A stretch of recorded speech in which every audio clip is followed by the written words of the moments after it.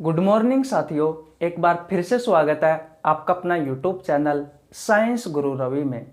साथियों, हम पढ़ रहे थे साइटोलॉजी। साइटोलॉजी अर्थात कोशिका विज्ञान।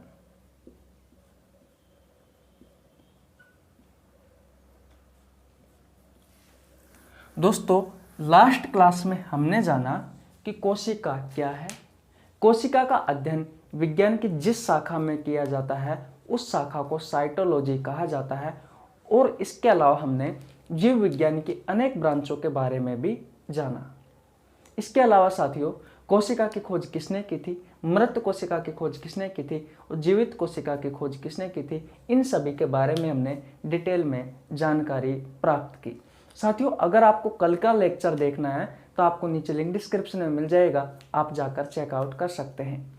भैया, आज हम पढ़ने वाले हैं सेल थ्योरी के बारे में, अर्थात कोशिका सिद्धांत के बारे में। देखिए भैया,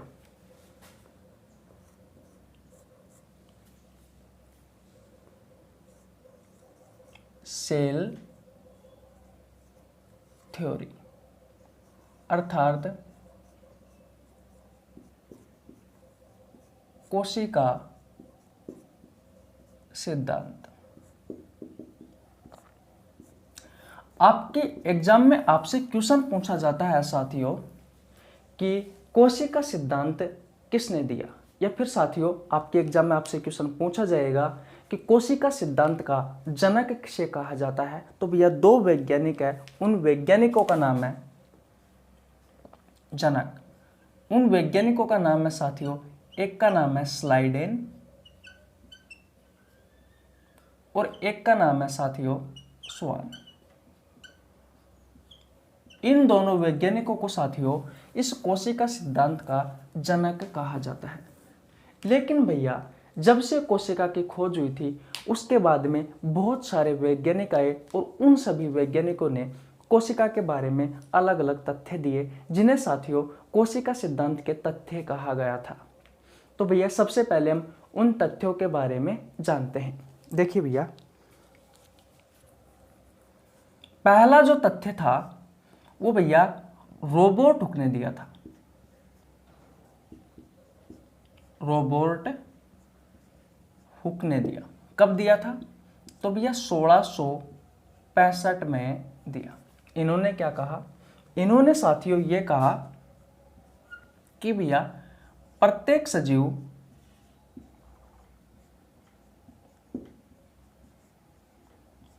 सजीव कोशिका से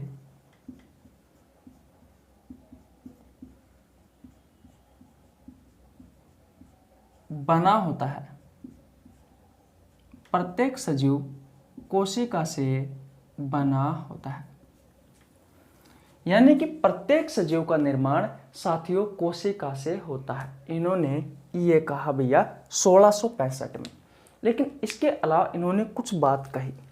इन्होंने ये कहा कि भैया ये जो कोशिका है, ये कोशिका साथियों डेड भी हो सकती है, यानी कि मरी हुई कोशिका भी हो सकती है, और साथियों ये कोशिका लिविंग कोशिका भी हो सकती है, यानी कि भैया जीवित कोशिका भी हो सकती है। क्या आपको कुछ कहानी समझ में आई? मैंने ये कहा कोशिका सिद्धांत में जो पहला तथ्य था साथियों वो भैया 1665 में दिया। किसने दिया? तो भैया रोबोट हुक ने दिया। क्या कहा? इन्होंने ये सजीव कोशिका से बना होता है। इसका मतलब क्या है? यानी कि प्रत्येक सजीव का निर्माण साथियों किससे हुआ है? कोशिका से हुआ है। भैया, वो कोशिका मरी हुई कोशिका भी हो सकती है और वह कोशिका जीवित भी हो सकती है, क्योंकि साथियों जब इन्होंने 1665 में कोशिका की खोज की थी तो भैया इन्हें मरी हुई कोशिका पादप में पाई गई थी, यानी कि प्लांट में इन्हें मरी हुई कोशिका प्राप्त हुई, जिससे ये निष्कर्ष निकलता है कि भैया जो सजीव में जो कोशिका होती है वो मरी हुई कोशिका भी हो सकती है और भैया जीवित कोशिका भी हो सकती है। क्या आपको ये पहला तथ्य समझ में आया या नहीं आया? सबसे पहले आप ये बताओ। सिंपल सी बात है। कोशिका सिद्धांत का पहला तथ्य है, रोबोटुक जी ने दिया था, 1665 में दिया था। इन्होंने ये कहा कि भैया प्रत्येक सजीव का निर्माण कोशिका से होता है। जो कोशिका है वो मरी हुई भी हो सकती है और वो कोशिका जीवित भी हो सकती है। बस इतनी सी बात है, इसके अलावा और कुछ नहीं है। दूसरा तथ्य की बात करते हैं साथियों। जो दूसरा तथ्य था वो दिया था भैया 1824 में। 1824 का समय था। एक वैज्ञानिक था, उस वैज्ञानिक का नाम था साथियों ड्यूट्रोचिट। इस ड्यूट्रोचिट ने क्या बताया? इन्होंने देखा साथियों कि बहुत सारी सेल एक जगह पर पड़ी हुई थी। बहुत सारी सेल एक जगह पर पड़ी हुई थी, हजारों लाखों सेल साथियों। इन्होंने इन सेलों को यानी कि इन कोशिकाओं को नाम दिया टिश्यू। टिश्यू का मतलब होता है साथियों ऊतक। इससे क्या निष्कर्ष निकला? इससे यह निष्कर्ष निकला साथियों कि जब बहुत सारी कोशिका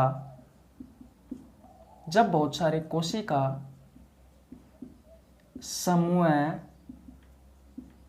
बना लेती है तो भैया ऊतक का निर्माण होता है। यही बात तो इसने कही, यही बात तो इसने कही। इन्होंने क्या किया, देखा कि भैया बहुत सारी कोशिका एक जगह पर पड़ी हुई थी, उसे इसने कह दिया कि भैया ये तो टिश्यू है, ये तो ऊतक है। फिर इसको साथियों कुछ इस तरीके से पेश किया गया, जब बहुत सारी कोशिका समूह बना लेती है तो भैया ऊतक का निर्माण होता है। ये भैया इस कोशिका सिद्धांत का दूसरा कथन था, दूसरा तथ्य था। लेकिन भैया ये सभी तथ्य कोशिका सिद्धांत के लिए महत्वपूर्ण नहीं थे। ये बता नहीं पा रहे थे कि भैया ये महत्वपूर्ण, ये कोशिका सिद्धांत है। कोशिका सिद्धांत के लिए साथियों ये जानकारी तो सही थी, लेकिन जो होनी चाहिए वो नहीं थी। तो भैया इसके बाद में दो वैज्ञानिक आए। नंबर 3 पर बात करें तो दो वैज्ञानिक आए। एक का नाम था साथियों स्लाइडेन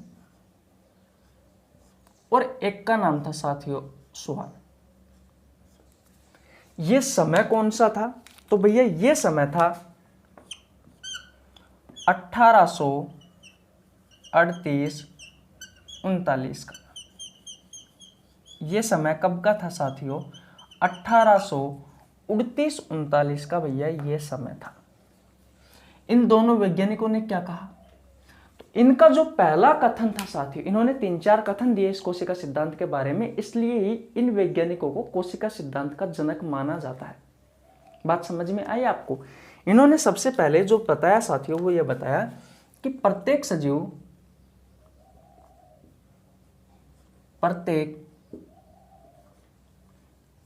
का निर्माण कोशिका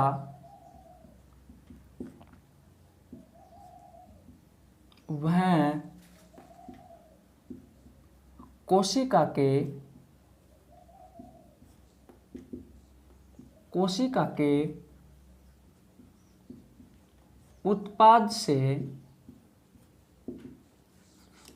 के उत्पाद से मिलकर होता है।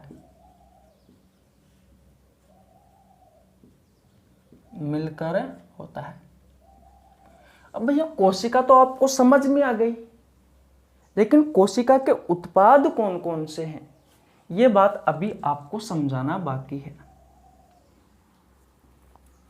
साथियों। इसके बारे में मैंने आपको कल जानकारी दी थी कि जब सजीव का निर्माण होता है तो सबसे पहले साथियों एक कोशिका बनती है। बात मानते हो या नहीं मानते? मैंने कहा कि जब सजीव का निर्माण होता है तो भैया सबसे पहले एक कोशिका का निर्माण होता है। उस कोशिका को साथियों क्या कहा जाता है? युग्मनज कहा जाता है। फिर साथियों कोशिका विभाजन की प्रोसेस के द्वारा वह कोशिका अपने आप को विभाजित करती है। 1 से 2 कोशिका बनती है, 2 से 4 बनती है, 4 से 8 बनती है, 8 से 16 बनती है, 16 से 32 बनती है, 32 से 64 बनती है। इसी प्रकार साथियों जब बहुत सारी कोशिका इकट्ठी हो जाती है, जब बहुत सारी कोशिका समूह बना लेती है, तो साथियों किसका निर्माण होता है? उत्तक का निर्माण होता है, यानी कि कोशिकाओं का समूह। कोशिकाओं का समूह क्या कहलाता है साथियों? उत्तक कहलाता है। बात आपको समझ में आई?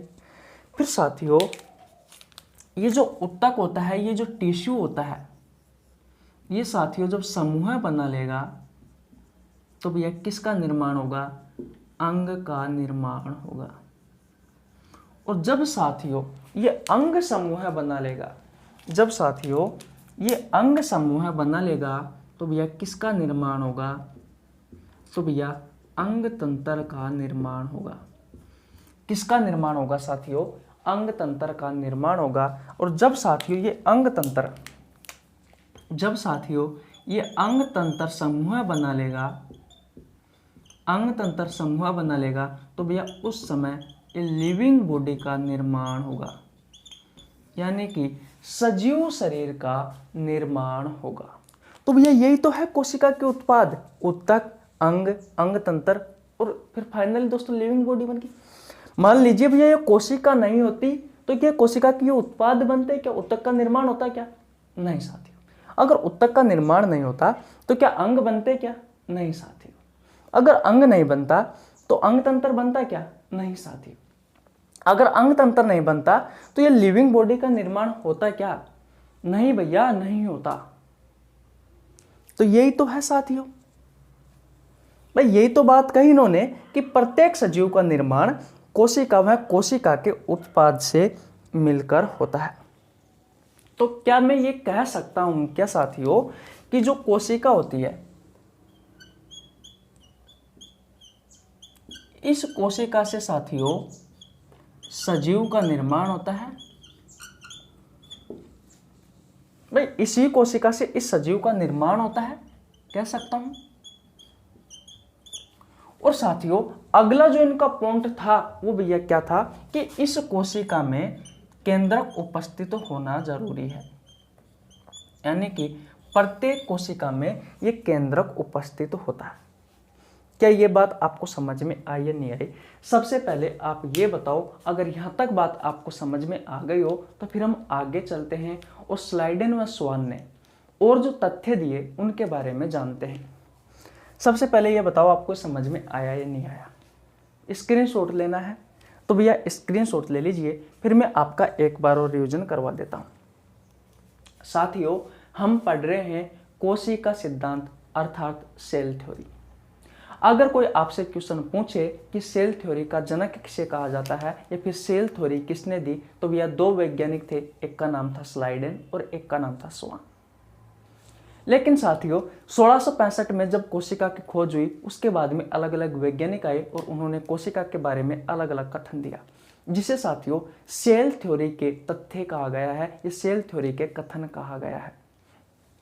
पहली बात, पहला जो पॉइंट दिया साथियों, पहला जो तथ्य दिया वो रोबर्ट जी ने दिया 1665 में। इन्होंने ये कहा कि भैया प्रत्येक सजीव का निर्माण कोशिका से होता है। यह कोशिका मरी हुई कोशिका भी हो सकती है और जीवित कोशिका भी हो सकती है।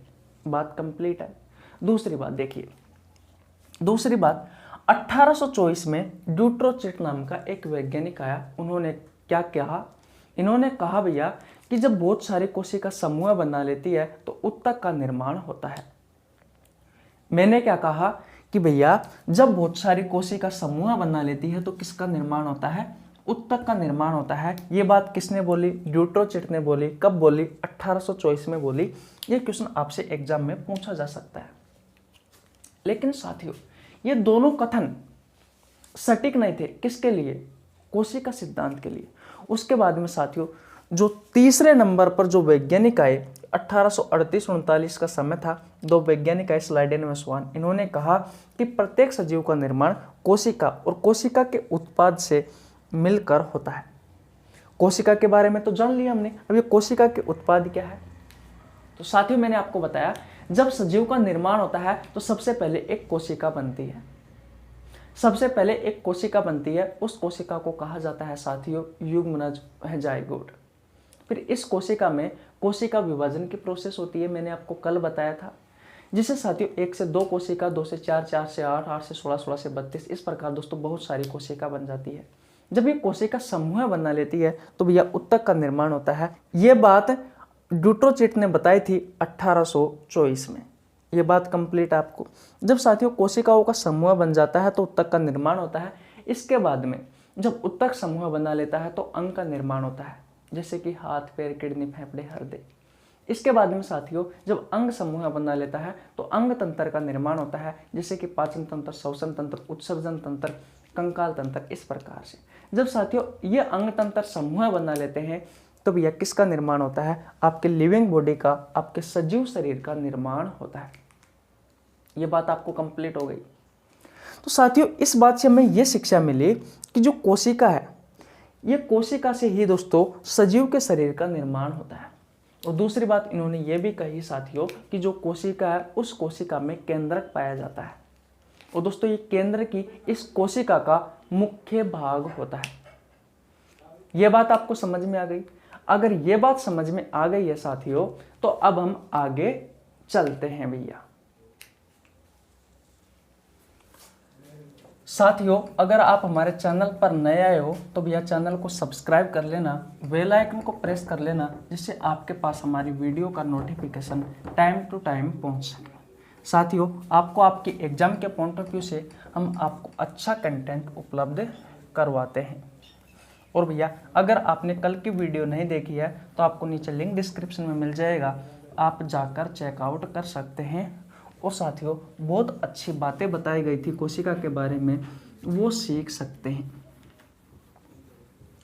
चलिए भैया अब हम आगे चलते हैं और कोशिका सिद्धांत से कुछ महत्वपूर्ण और बातें हैं उनके बारे में जानते हैं। अब देखिए भैया मैंने आपको क्या बताया कि स्लाइडेन व स्वान ने क्या कहा भैया, एक बार और बता देता हूं। स्लाइडेन वह स्वान, इनका पहला कथन क्या था साथियों? इनका पहला कथन था कि प्रत्येक सजीव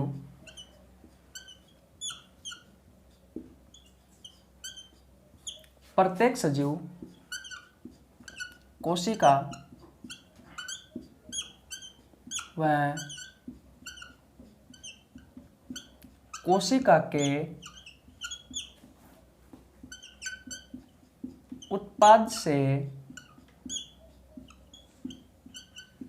मिलकर बना होता है। इससे हमें क्या बात समझ में आई कि प्रत्येक सजीव में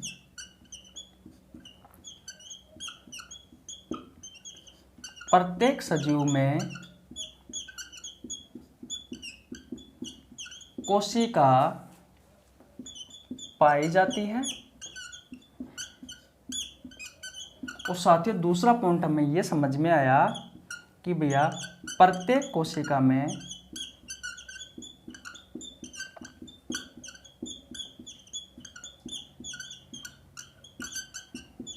केंद्रक उपस्थित होता है। अगर साथियों कोशिका के बारे में अगर ये कथन सत्य नहीं हुआ तो भैया वो होगा कोशिका का अपवाद। वो क्या होगा साथियों? कोशिका का अपवाद हुआ। स्लाइडेन और स्वान ने साथियों पहला जो कथन दिया था वो ये दिया था कि प्रत्येक सजीव कोशिका व कोशिका के उत्पाद से मिलकर बना होता है। किस प्रकार से मिलकर के बना होता है अभी हमने पिछली स्लाइड में समझा था। इससे हमें दो चीज समझ में आई कि प्रत्येक सजीव में कोशिका पाई जाती है और भैया प्रत्येक कोशिका में केंद्रक पाया जाता है या केंद्रक उपस्थित होता है। अगर इसके खिलाफ अगर कुछ बात हुई तो भैया वो कोशिका सिद्धांत का अपवाद होगा। ये बात कंप्लीट। अब देखिए साथियों जो स्लाइडेन था ये भैया वनस्पति विज्ञान का वैज्ञानिक था। बात आपको समझ में आई? मैंने ये कहा कि स्लाइडेन जो था साथियों ये वनस्पति विज्ञान का वैज्ञानिक था, यानी कि इसने साथियों जो पादप है, जो प्लांट्स है, उनकी सेल पर कार्य किया। पादप की कोशिका पर कार्य किया। कोशिका पर साथियों इन्होंने क्या किया? कार्य किया। यहां तक बात समझ में आ गई। तो भैया इन्होंने क्या बताया? इन्होंने ये कहा कि भैया पादप की जो कोशिका होती है, इस कोशिका का सबसे बाहरी आवरण, सबसे जो बाहरी आवरण है, सबसे बाहरी जो आवरण है साथियों, वो भैया कोशिका भित्ति है। वो साथियों क्या है? कोशिका भित्ति है। ये बात आपको समझ में आई या नहीं आई? सबसे पहले आप ये बताओ, मैंने ये कहा कि जो स्लाइडेन है साथियों, ये स्लाइडेन वनस्पति विज्ञान का वैज्ञानिक था। इन्होंने भैया जो प्लांट्स होते हैं, जो पेड़ पौधे होते हैं, उनकी सेल पर बहुत सारी रिसर्च की थी। इन्होंने ये बताया कि जो प्लांट की जो सेल होती है साथियों, उनका सबसे जो बाहरी आवरण होता है वो भैया कोशिका भित्ति होती है। ये बात आपको समझ में आ गई। अब बात करते हैं साथियों श्वान के बारे में। किसके बारे में? श्वान के बारे में।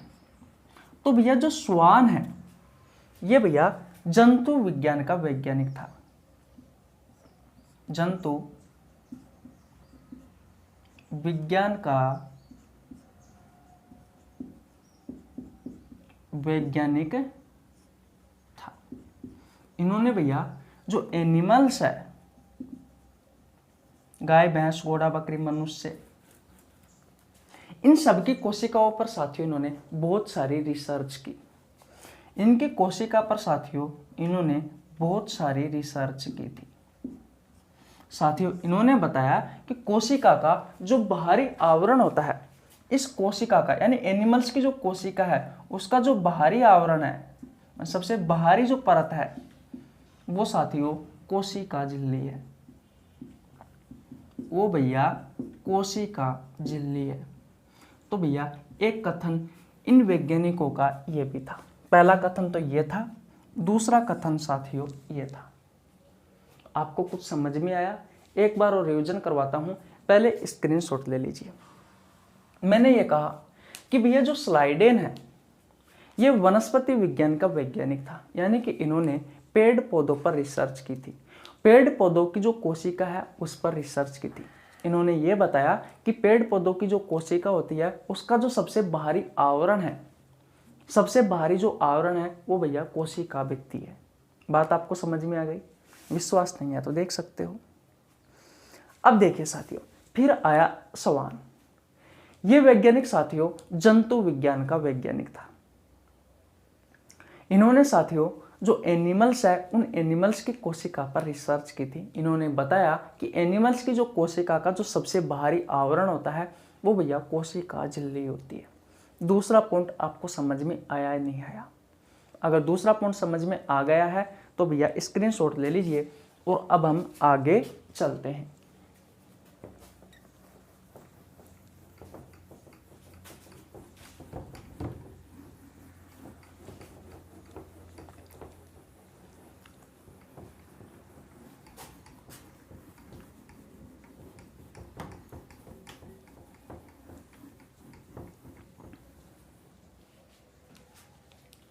अब देखिए भैया स्लाइडेन व श्वान का तीसरा कथन क्या था कोशिका सिद्धांत से संबंधित। इन्होंने कहा कि जो सजीव है साथियों, प्रत्येक सजीव यानी कि पृथ्वी पर जितने भी लिविंग है, पृथ्वी पर जितने भी सजीव है, वो सभी या तो एक कोशिका से मिलकर के बने हैं,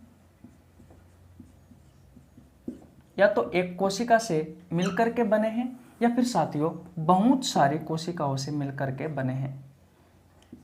बहु कोशिकाओं से मिलकर के बने हैं। क्या आपको कुछ समझ में आया? ये कहना क्या चाह रहा है? मैंने ये कहा, इन्होंने बताया कि भैया पृथ्वी पर जितने भी सजीव है वो सभी या तो एक कोशिका से मिलकर के बने हैं, या फिर दोस्तों उसमें बहुत सारी कोशिका होगी, लाखों, करोड़ों, अरबों कोशिका होगी, मिलियंस में साथियों।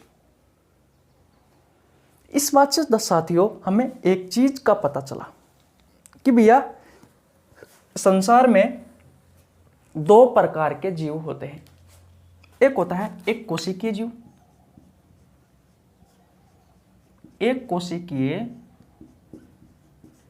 जीव, और एक होता है साथियों बहुकोशिकीय जीव। बहुकोशिकीय जीव। अब भैया बात यह आती है कि ये एक कोशिकीय जीव क्या होता है और बहुकोशिकीय जीव क्या होते हैं। तो एक कोशिकीय जीव वह जीव होते हैं जिनका निर्माण साथियों सिर्फ एक कोशिका से हुआ है, एक सेल से हुआ है। एग्जाम्पल जीवाणु। साथियों एक कोशिकीय जीव है, इसमें सिर्फ एक कोशिका पाई जाती है, ना तो इसमें आंख होती है, ना इसमें नाक होती है, ना इसमें कान होता है, कुछ नहीं होता। साथियों जो भी उत्सर्जन करेगा, जो ये श्वसन करेगा या फिर पाचन करेगा साथियों, ये इसी ही कोशिका में होगा। इसके लिए साथियों इसमें अलग से कोई किडनी फेफड़े कुछ नहीं होते, जो भी होगा साथियों इसी ही कोशिका में होगा। बात आपको समझ में आ गई। लेकिन साथियों अगर दूसरी तरफ देखा जाए बहुकोशिकीय जीवों के बारे में, तो वह जीव जिनका निर्माण बहुत सारे कोशिकाओं से हुआ है उन्हें कहा जाता है साथियों बहुकोशिकीय जीव। उदाहरण की बात करूं, जितने भी गाय, भैंस, घोड़े, बकरी, लंगूर, लोमड़ी, शेर, हाथी, चीता, कुछ भी ले लीजिए, मनुष्य का शरीर, पादप, पेड़ पौधे, शैवाल,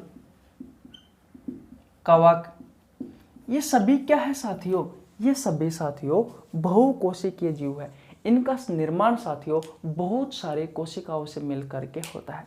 एक बात इन्होंने ये कही थी, इस कारण ही तो भैया जो सर्वमान्य कोशिका का सिद्धांत जो माना जाता है भैया, वो स्लाइडेन व स्वान को माना जाता है। इसलिए तो इन वैज्ञानिकों को कोशिका सिद्धांत का जनक कहा जाता है, क्योंकि दोस्तों कोशिका के बारे में जो सर्वाधिक जानकारी दी, जो सर्वाधिक तथ्य दिए थे, जो सर्वाधिक जो कथन दिए थे भैया, वो इन वैज्ञानिकों ने दिए थे। कौन कौन से कथन दिए थे, कौन कौन से तथ्य दिए थे, मैंने आपको अच्छे से बता दिया है। प्रत्येक कथन का 2-2, 3-3 बार रिवीजन करवाया है। यह हमारा तीसरा कथन था। अगर ये बात आपको समझ में आ गई है तो भैया यहां पर हमारा कोशिका सिद्धांत खत्म हो जाता है। कोशिका सिद्धांत तो खत्म नहीं होता, लेकिन साथियों कोशिका सिद्धांत के जो तथ्य है साथियों वो खत्म हो जाते हैं। तो अब आपको याद क्या करना है वो बात देखिए। सबसे पहले अगर आपने स्क्रीनशॉट नहीं लिया है तो स्क्रीनशॉट ले लीजिए। अब मैं आपको बताता हूं आपको याद क्या करना है। मिटा दूं?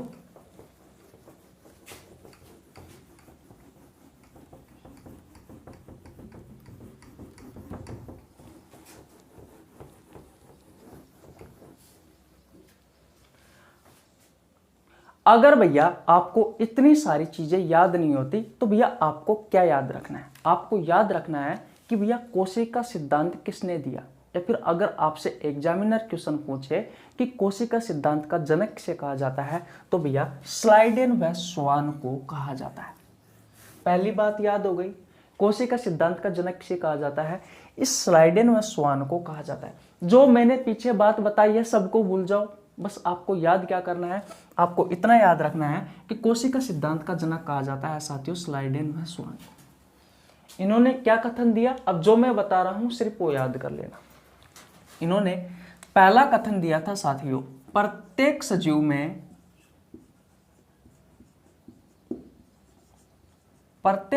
में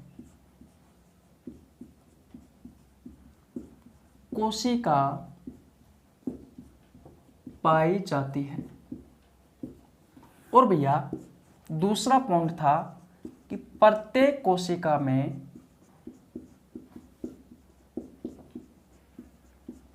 केंद्रक पाया जाता है। केंद्रक पाया जाता है। भैया इस केंद्रक को कोशिका का मैनेजर या फिर कोशिका का ब्रेन भी कहा जाता है, क्योंकि सभी कार्य ये केंद्रक ही करता है, जितना भी कोशिका का कार्य है वो सभी। तो मैंने आपको क्या बताया, मैंने आपको ये बताया साथियों कि कोशिका का सिद्धांत किसने दिया है, फिर कोशिका का जनक किसे कहा जाता है, तो स्लाइडेन व स्वान को कहा जाता है। फिर आपको याद क्या करना था, आपको बस इतना सा याद करना है कि प्रत्येक सजीव में कोशिका पाई जाती है, प्रत्येक सजीव में कोशिका पाई जाती है और प्रत्येक कोशिका में केंद्रक पाया जाता है। ये भैया आपका कोशिका सिद्धांत है। अगर इसके विपरीत कुछ गया है तो भैया वो कोशिका सिद्धांत का अपवाद होगा। अब देखिए कोशिका सिद्धांत के अपवाद के बारे में जान लेते हैं।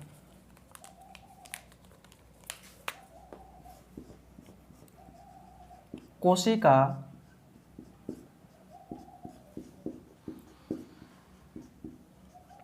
सिद्धांत के अपवाद। तो भैया कोशिका सिद्धांत का अपवाद कौन है, तो पहला तो है भैया विषाणु वायरस। इसे क्यों कहा जाता है, क्योंकि भैया जो विषाणु होता है इसमें कोशिका नहीं पाई जाती, इसमें कोशिका नहीं पाई जाती। आपने कभी सुना है कि जो कोरोना वायरस होता है उस वायरस में कोशिका है? नहीं साथियों, वायरस में कोशिका नहीं पाई जाती। ये आपको ध्यान रखना है, ये कोशिका सिद्धांत का अपवाद माना जाता है। साथियों इस वायरस, इस विषाणु को सजीव व निर्जीव की, सजीव व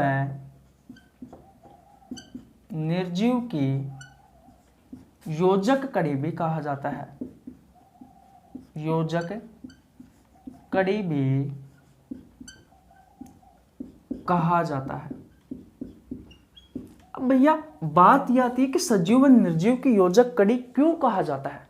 पहली बात तो यही साथी, ये लाइन आपसे क्वेश्चन पूछेगा डायरेक्ट एग्जामिनर आपसे प्रतियोगी परीक्षाओं में कि भैया सजीव व निर्जीव की योजक कड़ी किसे कहा जाता है।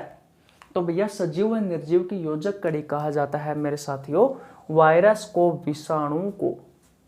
क्यों कहा जाता है, क्योंकि भैया जो वायरस होता है, जो वायरस होता है ये वायरस साथियों बॉडी के अंदर तो यानी कि शरीर के अंदर तो साथियों सजीव की तरह व्यवहार करता है, और साथियों बॉडी के बाहर, बॉडी के बाहर साथियों ये निर्जीव की तरह कार्य करता है। ये साथियों आपसे राजस्थान पुलिस में पूछा गया था। मैंने कहा कि भैया जो वायरस है ये वायरस बॉडी के अंदर तो सजीव की तरह कार्य करता है और बॉडी के बाहर निर्जीव की तरह कार्य करता है। इस कारण साथियों इसे सजीव व निर्जीव के बीच की योजक कड़ी कहा गया है, सजीव व निर्जीव के बीच की योजक कड़ी कहा गया है। बात आपको समझ में आ गई? क्या आपको ये बताओ पहला अपवाद आपको समझ में आया या नहीं आया? अगर आ गया है तो ये बताओ। मैंने आपको पहला अपवाद क्या बताया? मैंने आपको पहला अपवाद बताया साथियों विषाणु। विषाणु में साथियों कोशिका नहीं पाई जाती। मैंने आपको कोशिका सिद्धांत बताया था कि कोशिका सिद्धांत वह होता है प्रत्येक सजीव में कोशिका पाई जाती है और दोस्तों प्रत्येक कोशिका में केंद्रक पाया जाता है। लेकिन भैया इसमें तो कोशिका ही नहीं पाई जाती, इसलिए साथियों इसे कोशिका सिद्धांत का अपवाद माना जाता है। बात आपको समझ में आ गई? तो वायरस में भैया कोशिका नहीं पाई जाती, इसलिए इसे कोशिका सिद्धांत का अपवाद माना जाता है। इस वायरस को सजीव व निर्जीव के बीच की योजक कड़ी कहा जाता है। क्यों कहा जाता है? क्योंकि दोस्तों जो वायरस होता है ये भैया बॉडी के अंदर तो सजीव की तरह व्यवहार करता है और बॉडी से बाहर भैया ये निर्जीव की तरह कार्य करता है। इस कारण इसे सजीव व निर्जीव के बीच की योजक कड़ी कहा जाता है। अगर पहला अपवाद आपको समझ में आ गया है तो भैया अब हम दूसरे अपवाद की बात करते हैं।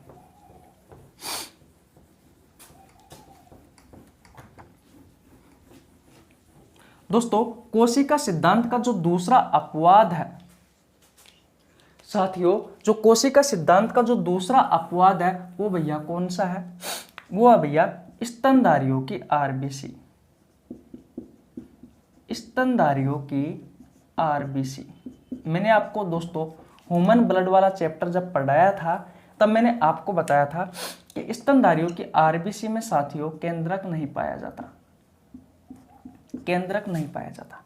यही तो अपवाद है भैया कोशिका सिद्धांत का, क्योंकि कोशिका सिद्धांत कहता है कि भैया प्रत्येक सजीव में कोशिका पाई जाती है और प्रत्येक कोशिका में केंद्रक पाया जाता है, लेकिन यहाँ पर तो भैया केंद्रक पाया ही नहीं जाता, इसलिए इसे कोशिका सिद्धांत का अपवाद माना जाता है। लेकिन दोस्तों इस अपवाद में भी अपवाद था, कौन? ऊंट, लामा और जिराफ, इनकी आरबीसी में भैया केंद्रक पाया जाता था। इनकी आरबीसी में साथियों केंद्रक पाया गया। बात क्लियर है? तो दूसरा अपवाद आपको समझ में आ गया। तीसरा की बात कर लेते हैं।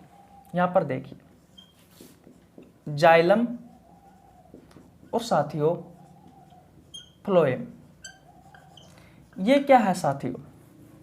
ये भैया पादप के, जो पादप होता है, जो प्लांट होता है, उसके साथियों ये भाग है। जाइलम क्या करता है? ये भैया जल का स्थानांतरण करता है, कहां से लेकर कहां तक? तो भैया जड़ से लेकर के पत्तियों तक। बात आपको समझ में आ गई? साथियों जो फ्लोएम है, ये फ्लोएम क्या करता है? ये भैया जो भोजन होता है, इस भोजन का स्थानांतरण करता है, कहां से लेकर के कहां तक? तो भैया पत्तियों से लेकर के जड़ तक। सबसे पहले आप ये बताओ, आपको ये कहानी समझ में आई या नहीं आई? मैंने आपसे कहा कि भैया जाइलम और फ्लोएम दोनों ही साथियों पादप के भाग है।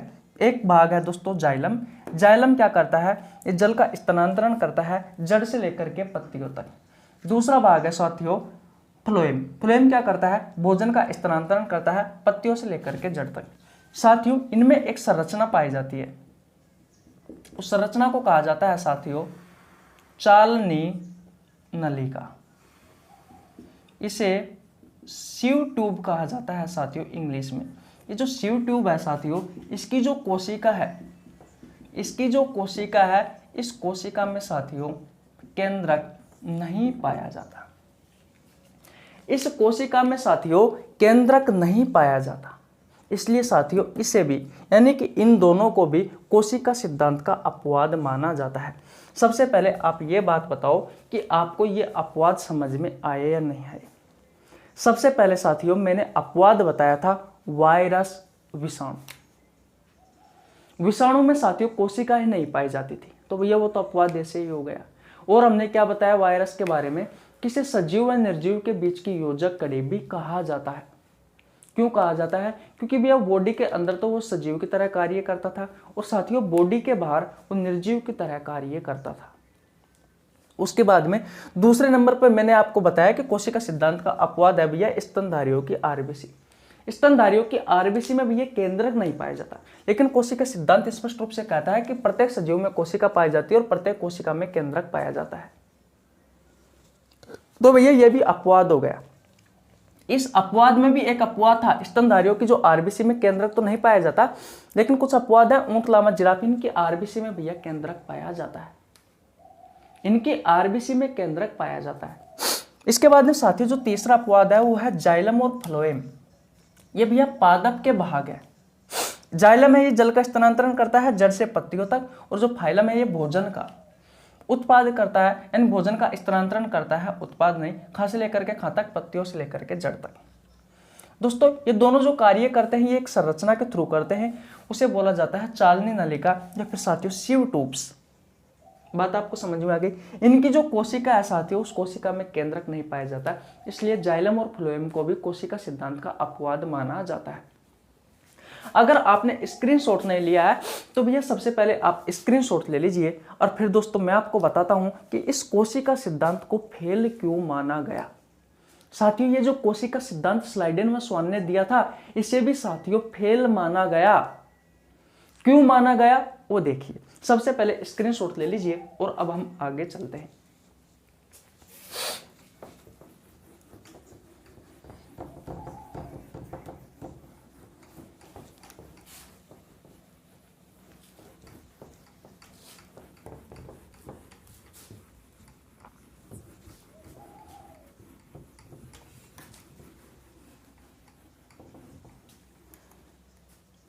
अब देखिए भैया मैंने क्या कहा कि भैया ये कोशिका सिद्धांत, ये स्लाइडेन व स्वान ने दिया, इस कोशिका सिद्धांत को साथियों फेल माना गया।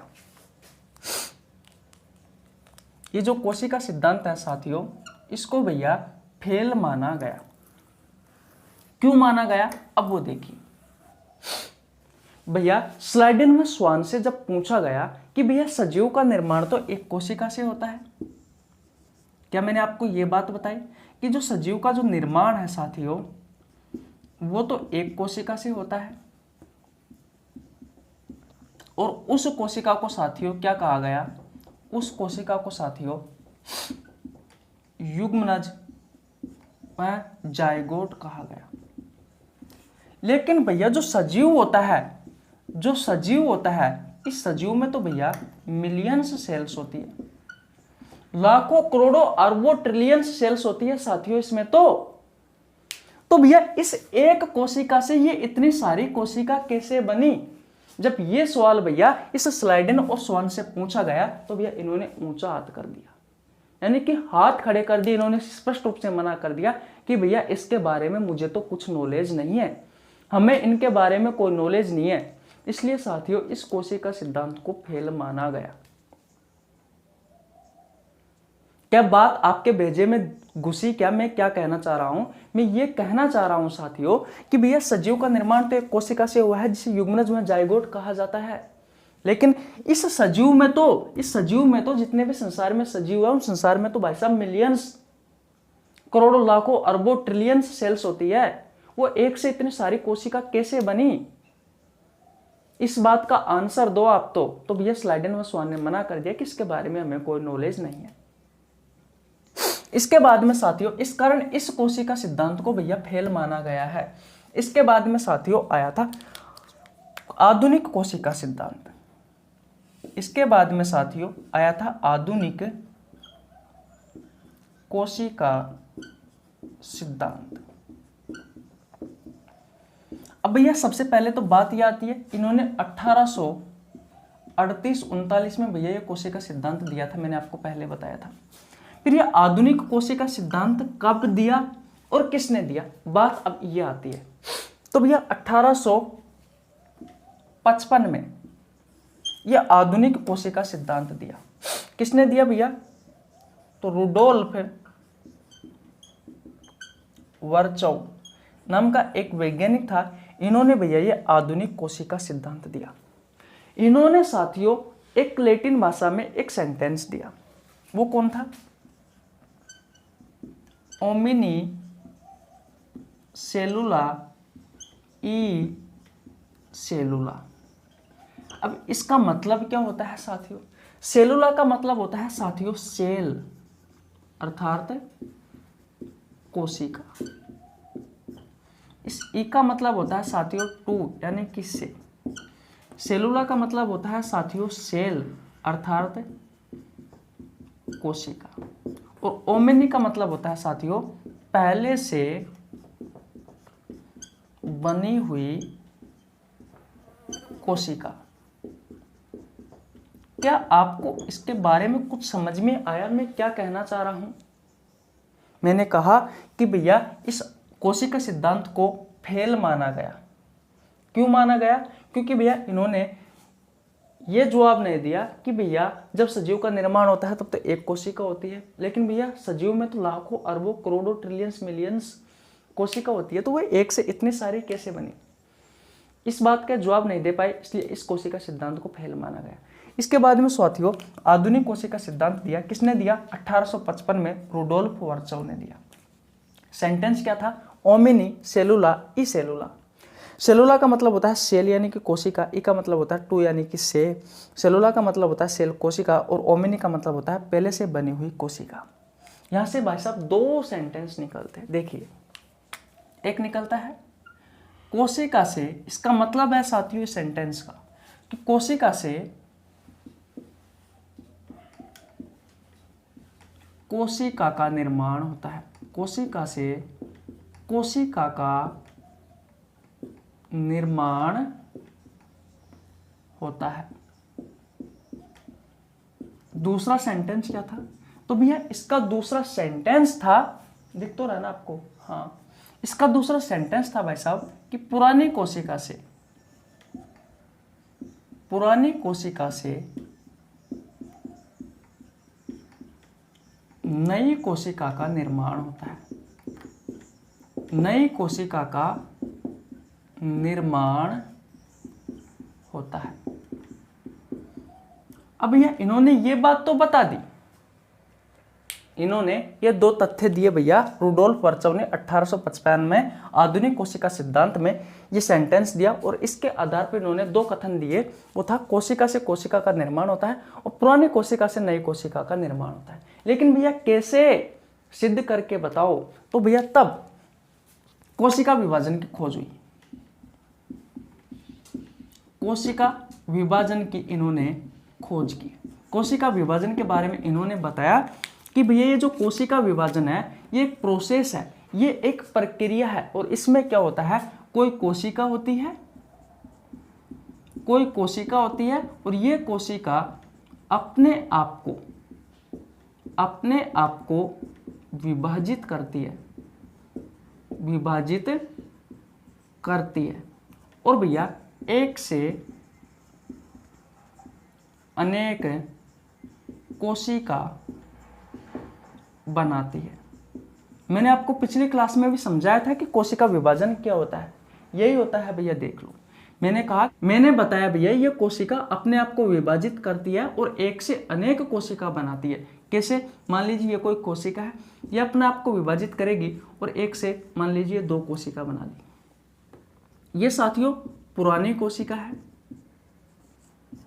ये भैया पुरानी कोशिका है और ये साथियों नई कोशिका है। तो इन्होंने ये तो बताया था भैया, इन्होंने इस आधुनिक कोशिका सिद्धांत में ये तो बताया था कि कोशिका से कोशिका का निर्माण होता है या फिर पुरानी कोशिका से नई कोशिका का निर्माण होता है। देखिए भैया ये पुरानी कोशिका रही, ये नई कोशिका बनी। साथियों इन पुरानी कोशिकाओं को पेरेंट सेल कहा जाता है, यानी कि मातर कोशिका कहा जाता है, मातर कोशिका कहा जाता है। और साथियों जो नई कोशिका बनी है उन्हें डॉटर सेल यानी कि पुत्री कोशिका कहा जाता है। और भैया ये जो प्रक्रिया है, ये प्रक्रिया ही साथियों कोशिका विभाजन कहलाती है। तो इससे आपको क्या सीखने को मिला? आपकी प्रतियोगी परीक्षाओं में क्या क्वेश्चन निकल कर आया? आपकी प्रतियोगी परीक्षाओं में साथियों ये क्वेश्चन निकल कर आया। सबसे पहले तो आपसे क्वेश्चन पूछा जाएगा कि भैया कोशिका विभाजन की खोज किसने की थी? तो भैया रुडोल्फ वर्चोव ने की थी। कब की थी? तो भैया 1855 में की थी। बात आपको समझ में आ गई? अगली बात, अगर आपसे क्वेश्चन पूछा जाए कि आधुनिक कोशिका सिद्धांत किसने दिया था, तो भैया आधुनिक कोशिका सिद्धांत भी इस रुडोल्फ वर्चोव ने दिया था। कब दिया था? 1855 में दिया था। कौन सा सेंटेंस था जिससे इसने साबित किया कि भैया कोशिका से ही कोशिकाओं का निर्माण होता है? तो ओमिनी सेलुला ई सेलुला। सेलुला का मतलब सेल यानी कि कोशिका, सेलुला का मतलब सेल यानी कोशिका, ई का मतलब से और ओमिनी का मतलब पहले से बनी हुई कोशिका। इस सेंटेंस से साथियों इन्होंने दो निष्कर्ष निकाले कि कोशिका से कोशिकाओं का निर्माण होता है, पुरानी कोशिका से नई कोशिका का निर्माण होता है। लेकिन भैया कैसे? हमें तो एक्सप्लेन करके दिखाओ। या तो भैया जो एक्सप्लेन करेगा हम तो उसे ही मानेंगे। फिर उन्होंने बताया कि ये कोशिका विभाजन की एक प्रक्रिया है। इसमें क्या होता है, कोई कोशिका होती है अपने आप को विभाजित करती है और विभाजित करके साथियों एक से अनेक कोशिका बनाती है। साथियों ये कोई कोशिका है, ये अपने आप को विभाजित करेगी, एक से अनेक कोशिका बनाएगी। ये दोस्तों जो कोशिका विभाजित होगी, जो कोशिका अनेक कोशिका बनाएगी, उस कोशिका को तो दोस्तों मातर कोशिका कहा गया। और वो कोशिका साथियों पुरानी कोशिका है। जो नई बनी है उसे साथियों डॉटर कोशिका यानी कि पुत्री कोशिका कहा गया है। तो यह है भैया आपका कोशिका विभाजन और साथियों यह है आपका आधुनिक कोशिका सिद्धांत। यहाँ पर आपका कोशिका सिद्धांत पूर्णतः खत्म होता है। तो साथियों आशा करता हूँ आज की क्लास आपको बहुत अच्छे से समझ में आ गई होगी। साथियों जितने भी कोशिका सिद्धांत से आपके एग्जाम के पॉइंट ऑफ व्यू से जितने भी क्वेश्चन बनते हैं वो हमने आज की क्लास में डिस्कस किए हैं। तो कैसी लगी आपको वीडियो? अगर वीडियो अच्छी लगी हो तो वीडियो को लाइक कर देना, चैनल पर नया है तो चैनल को सब्सक्राइब कर लेना, बेल आइकन को प्रेस कर लेना जिससे आपके पास हमारी वीडियो का नोटिफिकेशन टाइम टू टाइम पहुंच सके। मिलते हैं किसी नेक्स्ट वीडियो में, तब तक के लिए जय हिंद जय भारत।